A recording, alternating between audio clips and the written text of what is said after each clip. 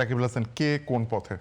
আচ্ছা, ফাইনালি কে কোন পথে হচ্ছে, ধরেন এটা মানে আলোচনার জন্য আলোচনা, কিন্তু মাত্র 2 মাস বয়সে একটা সরকারকে যেন মূল্যায়ন করতে পারবেন না বা বিরোধী দলের ভূমিকা নিয়ে আপনি কোনো প্রশ্ন তুলতে পারবেন না। তো ব্যাপারটা হচ্ছে, ধরেন আমরা যেটা সবচেয়ে বড় সত্য সেটা হচ্ছে কি, সবাই এখানে মানে সবার একটা মৌলিক আদর্শ আছে। মৌলিক আদর্শ হচ্ছে সবাই ফেসিবাদ বিরোধী এবং সবাই একসময় একসাথে ছিল। আপনি যেটা ওনার আগে প্রশ্ন করলেন যে জামাত বিএনপি একসাথে জোট ছিল, কিন্তু এখানে দেখতে হবে যে জামাত তখন আসলে কি বিএনপির সাথে জোটের অংশ ছিল, তারা কিন্তু মেইন স্ট্রিম পার্টি ছিল না।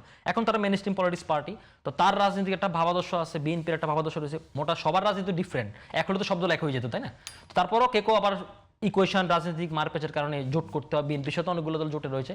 এখনকার আমার কাছে যেটা মনে হচ্ছে, ধরেন আমাদের সবারই একটা গ্লোবাল ক্রাইসিস ফেস করতে হচ্ছে এবং আমরা জানি না এটা কবে ঠিক হয়।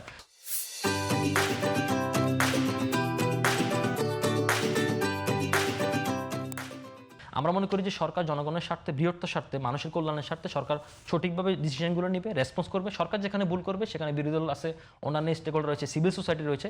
সুতরাং একটা কম্বিনেশনে মানে সরকার চালানো একটা কিন্তু টিম ওয়ার্কের মতো কাজ, তাই না? বিরোধী দল থাকলে একটা সুবিধা, যেখানে যদি বিরোধী করা যায়, কিন্তু সরকার চালানো কিন্তু টিম ওয়ার্কের কাজ। সরকার কিন্তু সবাইকে প্রয়োজন পড়ে। তো সুতরাং আমি মনে করি যে সরকার সেদিকটাকে আলোকপাত করে মানে জনগণের জন্য যেটা ভালো সেটা সে করবে। এবং আমরা মনে করি যে ধরেন আমরা এই সমস্যাগুলো, সংকটগুলো আমরা উতরিয়ে আমরা যেই বাংলাদেশকে আমরা দেখতে চাই সেই বাংলাদেশের পথে আমরা হেঁটে যাবো।